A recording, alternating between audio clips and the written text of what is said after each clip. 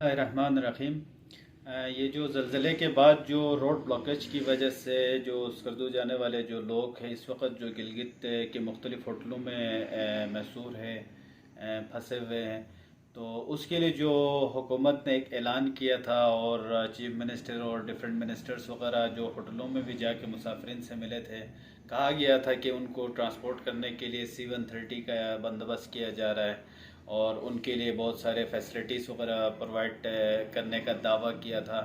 لیکن یہ پچھلے 3 دن سے ہم لگاتار گلگت ایئرپورٹ پہ دیکھ رہے ہیں کہ جو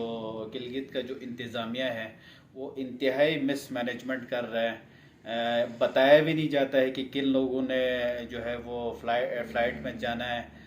ڈفرینٹ ہوٹلز میں کہتے ہیں آپ فلانے جگہ پہ نام لکھوائے فلانے جگہ پہ، لیکن جب صبح وہاں پہ پہنچتے تو ان کی اپنے جو گورنمنٹ آفیشلز کے جو سفارش پہ اور ڈفرینٹ جو سورسز سے جو لوگ ہیں ان کو ان کر کے جو اصل جو حقدار متاثرین ہیں جو بسوں میں آئے ہوئے جو پنڈی سے جو ڈفرینٹ ہوٹلوں میں اسٹے کر رہے ہیں وہ پیچھے رہ جاتا ہے۔ اس میں جو سب سے اہم بات یہ ہے کہ جو بیچارے خواتین ہیں، بزرگ ہیں اور جو بیمار ہیں، تو وہ بیچارے لوگ جو ہے بہت زیادہ یہاں پر پھنسے ہوئے ہیں اور ان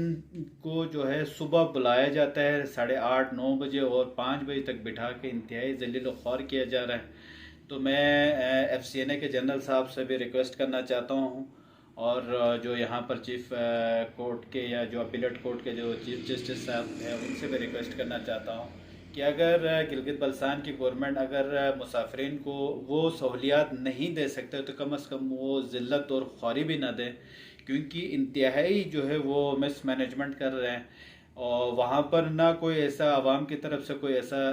انتظامیہ کے خلاف کوئی رد عمل آ رہا ہے، تو ان کو جو ہے کوئی اچھا ٹریٹ کرنے کے بجائے یہاں کا جو انتظامیہ ہے وہ پولیس اور ڈفرینٹ جو لا انفارمنٹ ایجنسیز کے جو لوگوں کو لا کر لوگوں کے اوپر روب داری کرنے کی کوشش کر رہے ہیں، تو یہ انتہائی مذمت کرتا ہوں اس چیز کے۔ میں پچھلے 3-4 دن سے یہ ساری چیزیں اپنی آنکھوں سے دیکھ رہا ہوں۔ لوگوں کو بہت زیادہ جو ہے مشکلات ہے اس وقت گلگت میں، خاص طور پر صبح کے ٹائم پہ سب کو بلایا جاتا ہے۔ وہاں پر جانے کے بعد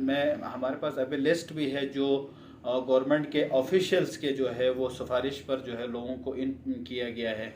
تو اس لیے گورنمنٹ اور جو ہے نا FCNA کے جنرل صاحب سے ریکویسٹ ہے کہ یہ جتنے بھی خواتین ہیں اور بزرگ ہیں ان کو پہلے وہاں اسکردو جو ہے پہنچانے کا انتظام کیا جائے، صرف دعوے کرنے کے بجائے۔ شکریہ۔